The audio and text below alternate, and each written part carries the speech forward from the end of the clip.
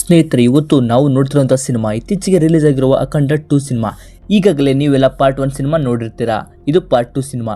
ಈ ಸಿನಿಮಾ ಭಾರತ ಒಂದು ಧರ್ಮದ ದೇಶ. ಆ ಧರ್ಮದ ವಿರುದ್ಧ ಬಂದವರನ್ನ ಅಂತ್ಯ ಮಾಡೋದು ಅಖಂಡನ ಉದ್ದೇಶ ಆಗಿರುತ್ತೆ. ಸೊ ಪಾಕಿಸ್ತಾನಿಗಳು ಭಾರತವನ್ನ ನಾಶ ಮಾಡೋದಕ್ಕೆ ಕುತಂತ್ರವಾಗಿ ಪ್ಲಾನ್ ಹಾಕಿರ್ತಾರೆ. ಸೊ ಅಖಂಡ ಅದನ್ನೆಲ್ಲ ತಡಿತಾ ಇರ್ತಾನೆ. ಸರಿ, ಅವರು ಯಾವ ರೀತಿ ಪ್ಲಾನ್ ಮಾಡಿರ್ತಾರೆ ಮತ್ತೆ ಅಖಂಡ ಯಾವ ರೀತಿ ತನ್ನ ಶಕ್ತಿಯನ್ನ ಯೂಸ್ ಮಾಡಿಕೊಂಡು ಭಾರತ ಧರ್ಮವನ್ನ ಸೇವ್ ಮಾಡ್ತಾನೆ ಅನ್ನೋದನ್ನ ಈ ಸಿನಿಮಾದಲ್ಲಿ ನೋಡೋಣ. ಸಿನಿಮಾದ ಸ್ಟಾರ್ಟಿಂಗ್ ಅಲ್ಲಿ ಪಾರ್ಟ್ 1 ಸಿನಿಮಾದ ಸೀನ್ಗಳನ್ನ ತೋರಿಸ್ತಾರೆ. ಅಖಂಡ ಅದರಲ್ಲಿ ತುಂಬಾ ಕೆಟ್ಟ ಜನರನ್ನ ಕೊಂದಿರ್ತಾನೆ.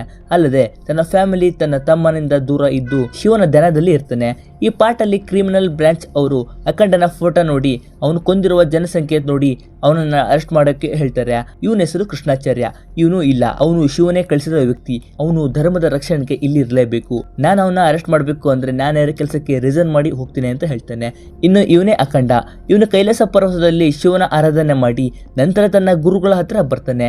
ಇವರು ಅಖಂಡನಿಗೆ, ನೀನು ಜನರಿಗೆ ಮಾಡಿದ ಸಹಾಯ ಶಿವನು ಮೆಚ್ಚುವಂತೆ ಇದೆ, ಆದ್ರೆ ಈಗ ಮುಂದೆ ದೊಡ್ಡ ಸಮಸ್ಯೆ ಎದುರಾಗಲಿದೆ. ನೀನು ಅದಕ್ಕೆ ಸಿದ್ಧ ಆಗ್ಬೇಕು. ಅದನ್ನ ಎದುರಿಸಬೇಕು ಅಂದ್ರೆ ಅರ್ಜುನ ಶಿವನ ಭಕ್ತಿ ಪಡೆದ ಸ್ಥಳದಲ್ಲಿ ನೀನು ನಿಂತು ಆರಾಧನೆ ಮಾಡಬೇಕು. ಅದರಿಂದ ಸಿಗೋ ಶಕ್ತಿಯಿಂದ ನೀನು ಜಯವನ್ನ ಸಾಧಿಸಬಹುದು ಅಂತ ಹೇಳ್ತಾನೆ. ಸೊ ನೆಕ್ಸ್ಟ್ ಅಖಂಡ ಆ ಸ್ಥಳದಲ್ಲಿ ನಿಂತು ಶಿವನ ಆರಾಧನೆಯಲ್ಲಿ ನಿಲ್ತಾನೆ. ಈ ಕಡೆ ಪಾಕಿಸ್ತಾನದಲ್ಲಿ ಸ್ವಲ್ಪ ಜನರು ಪಾಕಿಸ್ತಾನದ ವಿರುದ್ಧ ನಿಂತಿರ್ತಾರೆ. ಅಲ್ಲದೆ ಇಂಡಿಯಾಗೆ ಸಪೋರ್ಟ್ ಮಾಡ್ತಾ ಇರ್ತಾರೆ. ಅಲ್ಲಿಗೆ ಬಂದ ಪಾಕಿಸ್ತಾನಿ ಆರ್ಮಿ ಜನರಲ್ ಅವ್ರ ಮೇಲೆ ಅಟ್ಯಾಕ್ ಮಾಡಿಸಿ ಅವ್ರನ್ನ ಕೊಲ್ತಾನೆ. ಯಾಕಂದ್ರೆ ಅದರಲ್ಲಿ ಒಬ್ಬ ಇಂಡಿಯಾಗೆ ನಾವು ನಿಮ್ಮ ದೇಶಕ್ಕೆ ಸೇರ್ತೀವಿ ಅಂತ ಬರ್ದಿರ್ತಾನೆ. ಸೊ ಜನರಲ್ ಎಲ್ಲರನ್ನ ಕೊಂದು ಹೋಗ್ತಾನೆ. ನೆಕ್ಸ್ಟ್ ತನ್ನ ಬಾರ್ಡರ್ ಪ್ಲೇಸ್ಗೆ ಬರ್ತಾನೆ. ಅಲ್ಲಿ ನೋಡಿದ್ರೆ ಅವರ ಸೋಲ್ಜರ್ಸ್ ಸತ್ತಿರ್ತಾರೆ. ಅದರಲ್ಲಿ ಜನರಲ್ ಮಗ ಕೂಡ ಒಬ್ಬ, ಅವನು ಕೂಡ ಸತ್ತಿರ್ತಾನೆ. ಏನಂದ್ರೆ ಇಂಡಿಯನ್ ಸೋಲ್ಜರ್ಸ್ಗಳು ಅವರನ್ನ ಕೊಂದಿರ್ತಾರೆ. ಸೊ ಇದನ್ನ ನೋಡಿದ ಜನರಲ್ ತನ್ನ ಮಗನ ಸೇಡಿಗಾಗಿ ಇಂಡಿಯಾವನ್ನ ನಾಶ ಮಾಡೋಕೆ ಡಿಸೈಡ್ ಮಾಡ್ತಾನೆ. ರೂಲ್ಸ್ ಪ್ರಕಾರ ಬೇಡ ಅಂತ ಪಾಕಿಸ್ತಾನಿ ಎಕ್ಸ್ ಜನರಲ್ ಚಾಂಗ್ ಹತ್ರ ಬರ್ತಾನೆ.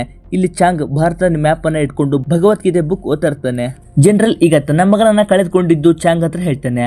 ಚಾಂಗ್ ಕೂಡ ಇಂಡಿಯಾವನ್ನ ನಾಶ ಮಾಡೋಕೆ ಪ್ಲಾನ್ ಹಾಕ್ತಾ ಇರ್ತಾನೆ. ಚಾಂಗ್ ಇಂಡಿಯಾವನ್ನ ಅಷ್ಟು ಸುಲಭವಾಗಿ ಹೊಡಿಕೆ ಸಾಧ್ಯ ಇಲ್ಲ. ಇಂಡಿಯಾ ನಾಶ ಆಗ್ಬೇಕಂದ್ರೆ ಧರ್ಮ ನಾಶ ಆಗ್ಬೇಕು. ಈಗ ಅವರೇ ಇಂಡಿಯಾವನ್ನ ನಾಶ ಮಾಡ್ತಾರೆ ಅಂತ ಹೇಳ್ತಾನೆ. ಮತ್ತೆ ಜನರಲ್ ಪಾಕಿಸ್ತಾನದಲ್ಲಿರುವ ಒಂದು ಮೋಸ್ಟ್ ಡೇಂಜರಸ್ ವೆಪನ್ ತಗೊಂಡು ಬಾ, ಇಂಡಿಯಾವನ್ನ ನಾಶ ಮಾಡೋಣ ಅಂತ ಹೇಳ್ತಾನೆ. ಇನ್ನು ಇವನ ಹೆಸರು ತ್ರಿಮೋದಿ. ಈಗ ಪ್ರಭಾವತಿಯನ್ನ ಮೀಟ್ ಮಾಡೋಕೆ ಬಂದಿರ್ತಾನೆ. ಇವಳು ಕೂಡ ಕೆಲವೊಂದು ಪ್ರದೇಶಗಳನ್ನ ಗೌರ್ಮೆಂಟ್ ವಶಕ್ಕೆ ತಗೊಂಡು ಹಾಸ್ಪಿಟಲ್, ಕಾಲೇಜಸ್ ನಿರ್ಮಾಣ ಮಾಡೋಕೆ ಪ್ಲಾನ್ ಹಾಕಿರ್ತಾರೆ. ಈಗ ತ್ರಿಮೋದಿ ಅವಳಿಗೆ, ನೀವು ಶಾಂತಿಪುರ ಎನ್ನೋ ಊರನ್ನ ಲಿಸ್ಟ್ ಇಂದ ತೆಗೆದ್ಬಿಡಿ. ಅದು ಒಂದು ಊರಲ್ಲ, ಅದು ಡ್ರಗ್ ಮಾಫಿಯಾ. ಅಲ್ಲಿರುವ ಎಲ್ಲ ಜನರು ಡ್ರಗ್ಗೆ ಅಡಿಕ್ಟ್ ಆಗಿದ್ದಾರೆ. ಮತ್ತೆ ಗಾಂಜಾ ರೆಡಿ ಮಾಡ್ತಾರೆ, ಸಪ್ಲೈ ಮಾಡ್ತಾರೆ ಅಂತ ಹೇಳ್ತಾನೆ. ಇದಕ್ಕೆ ಮುಂಬೈನಂತಹ ದೊಡ್ಡ ಸಿಟಿಗಳು ಸಪೋರ್ಟ್ ಇವೆ ಅಂತ ಹೇಳ್ತಾನೆ. ಇದು ಗೊತ್ತಾದ ನಮ್ಮ SP ಮತ್ತೆ ಅವ್ರ ಟೀಮ್ ಅನ್ನ ಅವರೇ ಲಾಕ್ ಮಾಡಿ ಇಟ್ಕೊಂಡಿದ್ದಾರೆ ಅಂತ ಹೇಳ್ತಾನೆ. ಪದ್ಮಾವತಿ ಇದನ್ನೆಲ್ಲ ಕೇಳಿ ಪ್ರೆಸ್ ಮೀಟ್ಗೆ ಇನ್ನೂ 1 ಅವರ್ ಟೈಮ್ ಇದೆ. ನೆಕ್ಸ್ಟ್ ಒಬ್ಬ ವ್ಯಕ್ತಿಗೆ ಕಾಲ್ ಮಾಡ್ತಾಳೆ. ಅವನೇ ಸಿನಿಮಾದ ಹೀರೋ ಬಾಲ. ಇನ್ನು ಇದೇ ಶಾಂತಿಪುರ ಪ್ರದೇಶ. ಫುಲ್ ಗಾಂಜಾ ಸಪ್ಲೈ ಮಾಡ್ತಾ ಇರ್ತಾರೆ. ಅಲ್ಲಿನ ಜನರನ್ನ ಕ್ರೂರವಾಗಿ ಕೆಲಸ ಮಾಡಿಸ್ತಾ ಇರ್ತಾರೆ. ಈಗ ಹೀರೋ ಬಾಲ ಅಲ್ಲಿಗೆ ಬರ್ತಾನೆ.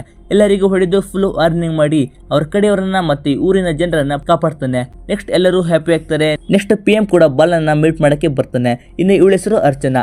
DRDO ಸೈಂಟಿಸ್ಟ್ ಅಲ್ಲಿ ಹೆಡ್ ಆಗಿರ್ತಾಳೆ. ಇವಳು ಜನನಿ, ಬಾಲನ ಮಗಳು. ಈಗ ಇವರೆಲ್ಲರೂ ಒಂದು ಪ್ರಾಜೆಕ್ಟ್ ಅಲ್ಲಿ ಬ್ಯೂಸಿ ಇರ್ತಾರೆ. ಈ ಕಡೆ ಜನರಲ್ ಚಾಂಗ್ ಹತ್ರ ಬಂದು, ನೀವು ಹೇಳಿರುವ ವೆಪನ್ ಅನ್ನ ತಗೊಂಡು ಸೇಫ್ ಆಗಿ ಇಟ್ಟಿದ್ದೀನಿ, ಏನ್ ಮಾಡ್ಬೇಕು, ಯಾವಾಗ ಮಾಡೋದು ಅಂತ ಕೇಳ್ತಾನೆ. ಚಾಂಗ್, ನಾವು ಮಾಡಲ್ಲ, ಇಂಡಿಯಾದಲ್ಲಿ ನಮ್ ಕಡೆಯವನು ಇದ್ದಾನೆ, ಅವ್ನು ಮಾಡ್ತಾನೆ ಅಂತ ಹೇಳ್ತಾನೆ. ಅವನ ಹೆಸರು ಅಜಯ್ ಠಾಕೂರ್.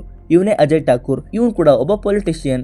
ಈಗ ಮಣಿಪುರದಲ್ಲಿ ಬಾಂಬ್ ಬ್ಲಾಸ್ಟ್ ಆಗಿರುತ್ತೆ. ಈಗ ಇವರು PM ಹತ್ರ ಬಂದಿರ್ತಾರೆ. ಏನಂದ್ರೆ ಈ ಬಾಂಬ್ ಲಿಸ್ಟ್ ನೇಮ್ ಅಲ್ಲಿ ಅಜಯ್ ಠಾಕೂರ್ ನೇಮ್ ಕೂಡ ಇರುತ್ತೆ. ಅಜಯ್ ಠಾಕೂರ್, ಹೌದು ನಾನೇ ಮಾಡ್ತಿದ್ದು, ನಮ್ಮವರೇ ಮಾಡಿದ್ದು. ಇದಕ್ಕೆ ಕಾರಣ ನೀನು ಮತ್ತೆ ನಿನ್ನ ಕೂತಿರೋ ಕುರ್ಚಿ. ಈ ಕುರ್ಚಿಲಿ ನನ್ನ ತಂದೆ ಕೂರ್ಬೇಕಾಗಿತ್ತು, ಆದ್ರೆ ಆಗ್ಲಿಲ್ಲ. ಈಗ ನಾನ್ ಕೂರ್ಬೇಕಾದ್ರೂ ನೀನೇ ಕೂತಿದ್ದೀಯಾ. ಈಗ ನಾನ್ ಮಾಡೋಕೆ ಹೊರಟಿರುವ ಸಮಸ್ಯೆಗಳು ಜನರಲ್ಲಿ ಭಯ ಹುಟ್ಟಿಸ್ತಾ ಇರ್ತವೆ ಅಂತ ಹೇಳ್ತಾನೆ. ಆ ಎಲ್ಲ ಜನರು ನಿನ್ನನ್ನ ಕೆಟ್ಟದಾಗಿ ಜವಾಬ್ದಾರಿ PM ಅನ್ಬೇಕು ಅಂತ ಹೇಳಿ ಹೋಗ್ತಾನೆ.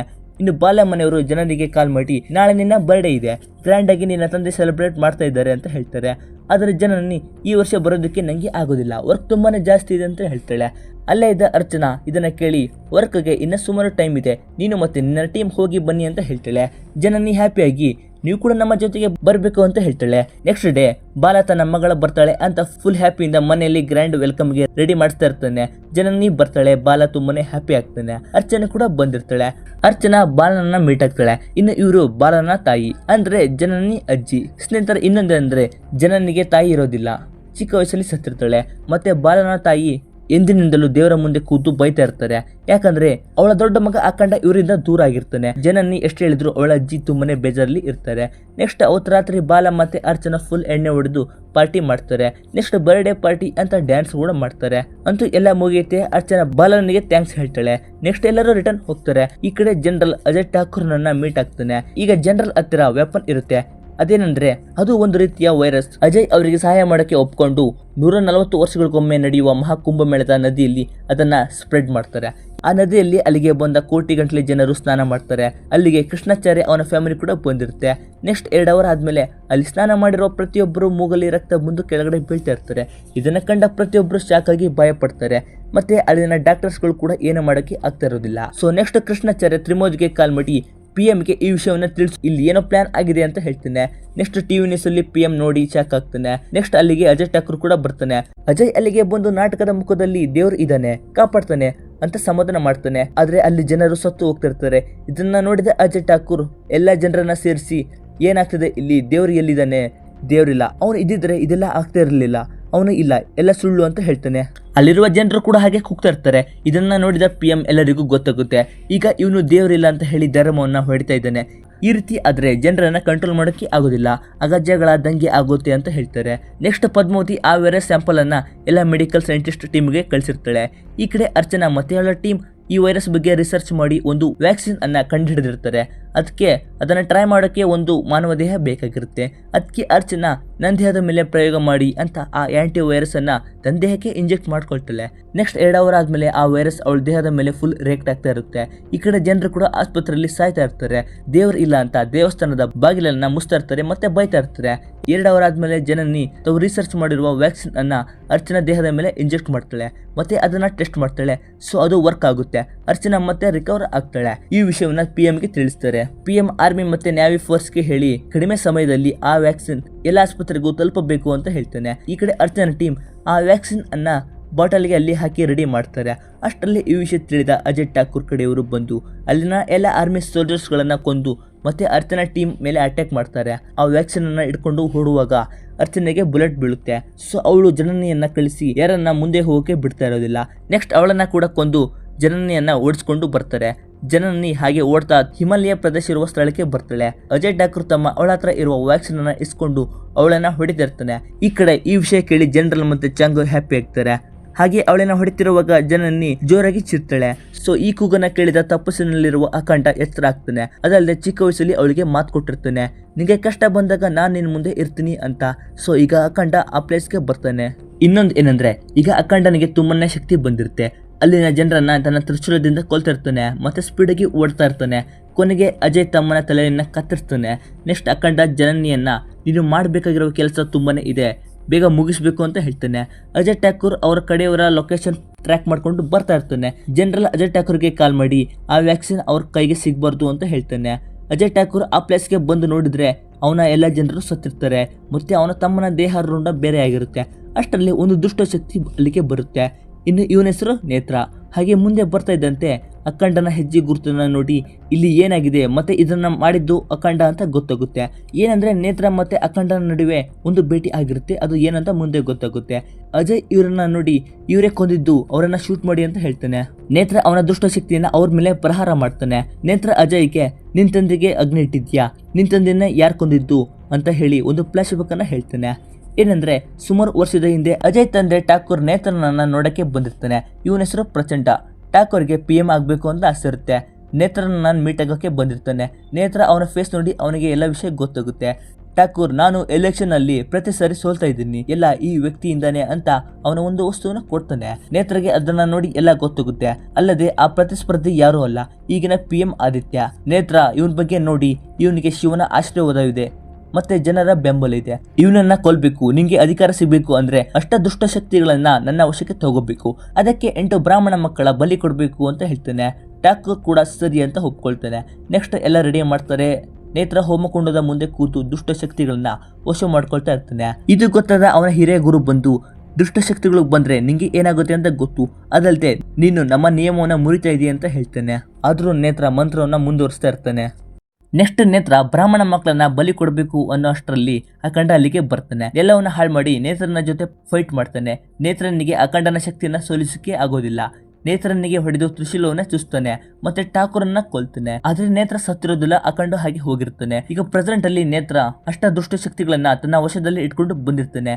ಅಜಯ್ಗೆ ನಿನ್ನ ತಂದೆಯನ್ನ ಕೊಂದಿರುವ ಆ ಅಖಂಡನ ಸಾವು ನಿಂಗೆ ತೋರಿಸ್ತೀನಿ ಅಂತ ಹೇಳ್ತಾನೆ. ಈ ಕಡೆ ಬಾಲನ ತಾಯಿ ಅಖಂಡನಿಗೋಸ್ಕರ ಕಾಯ್ತಾ ಇರ್ತಾರೆ. ಅವನ ತಾಯಿ ಬಾಲನಿಗೆ ನನ್ನ ಉಸಿರು ನಿಲ್ಲೋ ಹಾಗೆ ಕಾಣ್ತಾ ಇದೆ, ನನ್ನ ಸತ್ ಮೇಲೆ ಅವನೇ ನಂಗೆ ಬೆಂಕಿಯನ್ನ ಇಡ್ಬೇಕು ಅಂತ ಹೇಳ್ತಾಳೆ. ಈ ಕಡೆ ಅಖಂಡನಿಗೆ ಜನನಿ ದೇವರು ಎಲ್ಲಿದ್ದಾನೆ, ಅವನು ಇದ್ದಿದ್ರೆ ಈ ಸಮಸ್ಯೆ ಬರ್ತಾ ಇತ್ತಾ, ಅವನು ಇಲ್ಲ, ಇದೆಲ್ಲ ವ್ಯಾಕ್ಸಿನ್ ಕಂಡು ಹಿಡಿದಿದ್ದು ನಾವೇ ಅಂತ ಹೇಳ್ತಾಳೆ. ಅಖಂಡ ಆ ಗಂಗೆಯಲ್ಲಿ ವೈರಸ್ ಹಾಕಿದ್ದು ವ್ಯಕ್ತಿಗಳು, ಆ ಸಮಸ್ಯೆಯನ್ನ ಪರಿಹಾರಕ್ಕೆ ನನ್ನ ಕಳಿಸಿದ್ದಾನೆ ಅಂತ ಹೇಳ್ತಾನೆ. ಈ ಕಡೆ ಕೃಷ್ಣಾಚಾರ್ಯ ಆಸ್ಪತ್ರೆಯಲ್ಲಿ ಸಾವನ್ನ ನೋಡ್ತಾ ಕೂತಿರ್ತಾನೆ. ನೆಕ್ಸ್ಟ್ ಅಖಂಡ ಮತ್ತೆ ಜನನಿ ಹೋಗ್ತಾ ಇರ್ತಾರೆ. ಅಲ್ಲಿ ಹಾಳು ಬಿದ್ದ ದೇವಸ್ಥಾನ ನೋಡಿದ ಅಖಂಡ, ಅಲ್ಲಿ ಹಾಳು ಬಿದ್ದ ದೇವಸ್ಥಾನ ಪೂಜೆ ಮಾಡಿದಿರೋ ಶಿವಲಿಂಗವನ್ನ ನೋಡಿದ ಅಖಂಡ ಪೂಜೆ ಮಾಡ್ತಾ ಇರ್ತಾನೆ. ಇದನ್ನ ನೋಡಿದ ಅಲ್ಲಿನ ಜನರು ಬಂದು ದೇವರೇ ಇಲ್ಲ, ನೀನು ಯಾರು ಪೂಜೆ ಮಾಡ್ತಾ ಇದೀಯ ಅಂತ ಕೇಳ್ತಾನೆ. ಆ ದೇವರು ಎಷ್ಟೋ ಜನರ ಸಾವನ್ನ ನುಂಗ್ತಾ ಇದ್ದಾನೆ ಅಂತ ಹೇಳ್ತಾರೆ. ಅಖಂಡ ದೇವರು ಕಣ್ಣಿಗೆ ಕಂಡಿಲ್ಲ ಅಂದ ತಕ್ಷಣ ದೇವರು ಇಲ್ಲ ಅಂತ ಅಲ್ಲ, ಇದಾನೆ, ನೀವು ಅವನನ್ನ ನಂಬಬೇಕು. ಬೇರೆಯವರ ಮಾತುಗಳಿ ಧರ್ಮದ ಹೆಸರಲ್ಲಿ ಹೊಡೆದಾಡುತ್ತಿದ್ದೀರಿ. ನಮ್ಮ ದೇಶ ಒಂದು ಹಿಂದೂ ಸನಾತನ ಧರ್ಮದ ದೇಶ, ಇದೆಲ್ಲ ಶಿವನ ಆಶೀರ್ವಾದ, ಅವನ ನಂಬಿಕೆ ಅಂತ ಹೇಳ್ತಾನೆ. ಜನನಿ ಪದ್ಮಾವತಿಗೆ ಕಾಲ್ ಮಾಡಿ ಅವಳ ಹತ್ರ ಇರುವ ವ್ಯಾಕ್ಸಿನ್ ಬಗ್ಗೆ ಹೇಳ್ತಾಳೆ. ಮತ್ತೆ ನೆಕ್ಸ್ಟ್ ಅಲ್ಲಿಗೆ ಅವಳನ್ನ ಕರ್ಕೊಂಡು ಹೋಗೋಕೆ ಹೆಲಿಕಾಪ್ಟರ್ ಬರ್ತಾ ಇರುತ್ತೆ. ಅಷ್ಟರಲ್ಲಿ ಅದು ಬ್ಲಾಸ್ಟ್ ಆಗಿ ಅದರ ರೆಕ್ಕೆ ಊರಿನ ಜನರ ಮೇಲೆ ಬೀಳ್ತಾ ಇರುತ್ತೆ. ಅಷ್ಟರಲ್ಲಿ ಅಖಂಡ ಅದನ್ನ ಮೇಲೆ ಎತ್ತಿ ಹಿಡಿದು ಕಾಪಾಡ್ತಾನೆ. ಸೊ ಆ ಟೈಮಲ್ಲಿ ನೇತ್ರ ಮತ್ತೆ ಅಜಯ್ ಠಾಕೂರ್ ಎಲ್ಲರೂ ಬರ್ತಾರೆ. ನೇತ್ರ ಅಖಂಡನಿಗೆ ಸುಮಾರು ವರ್ಷಗಳಿಂದ ನಿನ್ನ ಸಾವಿಗೆ ಕಾಯ್ತಾ ಇದ್ದೆ, ನಾನು ಅಷ್ಟ ದುಷ್ಟ ಶಕ್ತಿಗಳನ್ನ ವಶ ಮಾಡಿಕೊಂಡು ಶಕ್ತಿಶಾಲಿ ಆಗಿದ್ದೀನಿ, ನಿನ್ ಸಾವು ಇವತ್ತು ನನ್ನ ಕೈಯಲ್ಲಿ ಇದೆ ಅಂತ ಹೇಳ್ತಾನೆ. ಅಖಂಡ ಸರಿ ಆಯ್ತು ಅಂತ ಅವನ ಜೊತೆ ಫೈಟ್ಗೆ ಇಳಿತಾನೆ. ಅಖಂಡನ ಶಕ್ತಿ ಮುಂದೆ ನೇತ್ರನ ಶಕ್ತಿ ವರ್ಕ್ ಆಗ್ತಿರೋದಿಲ್ಲ, ಟಚ್ ಮಾಡೋಕೆ ಆಗ್ತಾ ಇರೋದಿಲ್ಲ. ಕೊನೆಗೂ ಅಖಂಡ ಆಂಜನೇಯನ ಗದೆಯಿಂದ ನೇತ್ರನ ಎದೆಗೆ ಹೊಡೆದು ಹೊಟ್ಟೆಗೆ ಹೊಡೆದು ಸಾಯಿಸ್ತಾನೆ. ಮತ್ತೆ ಅಜಯ್ ಠಾಕೂರ್ಗೆ ಹೊಡಿತಾನೆ. ಇದನ್ನ ಕಂಡ ಅಜಯ್ ಠಾಕೂರ್ ಅಲ್ಲಿಂದ ಓಡಿ ಹೋಗ್ತಾನೆ. ಜನನಿ ಅಖಂಡನಿಗೆ ಅಜ್ಜಿ ಸತ್ತು ಹೋಗಿದ್ದಾರೆ ಅಂತ ಹೇಳ್ತಾಳೆ. ಏನಂದ್ರೆ ಅಖಂಡ ಈ ಹಿಂದೆ ಫೈಟ್ ಮಾಡುವಾಗ ಈ ವಿಷಯ ಅವನಿಗೆ ಗೊತ್ತಾಗಿರುತ್ತೆ. ಜನನಿ ನಿಮಗೋಸ್ಕರ ಅವರು ಜೀವ ಹಿಡಿದುಕೊಂಡು ಕಾಯ್ತಾ ಇದ್ರು, ಕೊನೆಗೂ ನೀವು ಅವರನ್ನ ನೋಡೋಕೆ ಹೋಗಿಲ್ಲ, ಈಗಲಾದ್ರೂ ಅವ್ರ ಕೊನೆ ಆಸೆ ನೀವೇ ಅವ್ರ ಚಿತೆಗೆ ಬೆಂಕಿ ಇಡಬೇಕು ಅಂತ ಹೇಳ್ತಾಳೆ. ಅಖಂಡ ಏನು ಮಾತನಾಡದ ಶಿವನ ಮುಂದೆ ಹೋಗಿ ಕೂರ್ತಾನೆ. ಈ ಕಡೆ ಊರಿನ ಎಲ್ಲ ಜನರು ಬಾಲನಿಗೆ ಅಖಂಡ ಬರೋ ಹಾಗೆ ಕಾಣ್ತಿಲ್ಲ, ಸಮಯ ಮೀರ್ತಾ ಇದೆ, ನೀನು ಬೆಂಕಿ ಇಡು ಅಂತ ಹೇಳ್ತಾರೆ. ಅಷ್ಟರಲ್ಲಿ ಅಖಂಡ ಬರ್ತಾನೆ. ಬಂದು ತಾಯಿ ಮುಖ ನೋಡಿ ಬೆಂಕಿ ಇಟ್ಟು ಹೋಗ್ತಾ ಇರ್ತಾನೆ. ಅವನ ತಾಯಿ ಆತ್ಮ ಅವನ ಹಿಂದೆ ಬರ್ತಾ ಇರುತ್ತೆ. ಏನಂದ್ರೆ ಅವನು ಅಖಂಡ ಅಲ್ಲ, ಶಿವನೇ ಅವನ ರೂಪದಲ್ಲಿ ಬಂದಿರ್ತಾನೆ. ಇದನ್ನ ಕಂಡ ಅವನ ತಾಯಿ ತುಂಬಾನೇ ಹ್ಯಾಪಿ ಆಗ್ತಾಳೆ. ಶಿವ ಕೂಡ ನಿನ್ನ ಮಗನ ಕರ್ತವ್ಯ ಕಂಡು ನಾನೇ ಮೆಚ್ಚಿದೆ, ಅವನು ನನ್ನ ಭಕ್ತನಾಗಿದ್ದು ನನಗೆ ಸಂತೋಷ, ನಾನು ನನ್ನಲ್ಲಿ ಐಕ್ಯ ಮಾಡ್ಕೊಳ್ತೀನಿ ಅಂತ ಐಕ್ಯ ಮಾಡಿಕೊಳ್ತಾನೆ. ಈ ಕಡೆ ಜನನಿಗೆ ಅಖಂಡ ಅಲ್ಲಿ ಬಂದು ಚಿತೆಗೆ ಬೆಂಕಿ ಇಟ್ಟಿದ್ದು ಗೊತ್ತಾಗುತ್ತೆ. ಆದರೆ ಅಖಂಡ ಇಲ್ಲೇ ಇರೋದನ್ನ ನೋಡಿ ಶಾಕ್ ಆಗ್ತಾಳೆ. ಅವನ ಹತ್ರ ಬಂದು ಕ್ಷಮೆ ಕೇಳ್ತಾಳೆ. ಅವನ ಕೈಯಲ್ಲಿ ಅವನ ತಾಯಿ ಭಸ್ಮ ಇರುತ್ತೆ.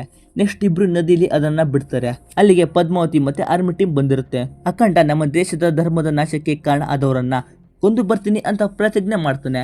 ಈ ಕಡೆ ಅಜಯ್ ಠಾಕೂರ್ ಜನರಲ್ ಹತ್ರ ಬರ್ತಾನೆ. ಜನರಲ್ ಅಜಯ್ನನ್ನ ನೋಡಿ ಶಾಕ್ ಆಗ್ತಾನೆ. ಮತ್ತೆ ಅವನು ನಾವು ದೇವರಿಲ್ಲ ಅಂತ ಇದನ್ನ ಸ್ಟಾರ್ಟ್ ಮಾಡಿದ್ವಿ, ಆದ್ರೆ ದೇವರು ಇದ್ದಾನೆ, ಒಬ್ಬ ಬಂದಿದ್ದಾನೆ, ಅವನೇ ಶಿವನ ಮುಖಂಡ ಅಂತ ಹೇಳ್ತಾನೆ. ಜನರಲ್ ಹಾಗಾದ್ರೆ ಆ ಶಿವನ ಕೈಲಾಸವನ್ನ ನಾಶ ಮಾಡ್ತೀನಿ ಅಂತ ಅಲ್ಲಿಗೆ ಫೈರ್ ಮಾಡ್ತಾ ಇರ್ತಾನೆ. ಅಷ್ಟರಲ್ಲಿ ಅಖಂಡ ಬರ್ತಾನೆ. ಬಂದ ತಕ್ಷಣ ಎಲ್ಲರನ್ನ ಕಂಟಿನ್ಯೂಸ್ಲಿ ಹೊಡಿತಾ ಇರ್ತಾನೆ. ಹಾಗೆ ಎಲ್ರಿಗೂ ಹೊಡಿತಾನೆ. Next general speed current touch ಇರುವ ಸೋಲ್ಜರ್ಸ್ ಗಳನ್ನ ಕರೆಸ್ತಾನೆ. ಅವರು ಅಖಂಡನನ್ನ ಕಂಟ್ರೋಲ್ ಮಾಡ್ತಾ ಇರ್ತಾರೆ. ಆಗ ಜನರಲ್ ಕೈಲಾಸದ ಮೇಲೆ ದಾಳಿ ಮಾಡ್ತಾ ಇರ್ತಾನೆ. ಅಖಂಡ ತನ್ನ ಶಕ್ತಿಯನ್ನ ಉಪಯೋಗಿಸಿ ಅವರನ್ನ ಕೊಂದು ಜನರಲ್ ಮತ್ತೆ ಚಾಂಗ್ನನ್ನ ಕೊಂದು ಹಾಕ್ತಾನೆ. ಅಜಯ್ ಠಾಕೂರ್ಗೆ ನೀನು ಯಾವ ಬಾಯಿಯಿಂದ ದೇವ್ರಿಲ್ಲ ಅಂತ ಹೇಳಿದ್ದೀಯಾ, ಅದೇ ಬಾಯಿಂದ ದೇವರು ಇದ್ದಾನೆ ಅಂತ ಹೇಳು ಅಂತಾನೆ. ನೆಕ್ಸ್ಟ್ ವ್ಯಾಕ್ಸಿನ್ ಎಲ್ಲರಿಗೂ ಸಿಗುತ್ತೆ, ಎಲ್ಲರೂ ರಿಕವರ್ ಆಗ್ತಾರೆ. PM ಜನನಿಗೆ ತುಂಬಾನೇ ಥ್ಯಾಂಕ್ಸ್ ಹೇಳ್ತಾನೆ. ಸಿನಿಮಾದ ಕೊನೆಯಲ್ಲಿ ಅಖಂಡ ಶಿವನ ಧ್ಯಾನದಲ್ಲಿ ಕೈಲಾಸದ ಕಡೆಗೆ ದಾರಿ ಮುಖ ಮಾಡಿ ಹೋಗ್ತಾ ಇರ್ತಾನೆ. ಇಲ್ಲಿಗೆ ಸಿನಿಮಾ ಎಂಡ್ ಆಗುತ್ತೆ. ಸ್ನೇಹಿತರೆ, ಸಿನಿಮಾ ಹೇಗಿತ್ತು ಅನ್ನೋದನ್ನ ಕಾಮೆಂಟ್ ಮೂಲಕ ತಿಳಿಸಿ.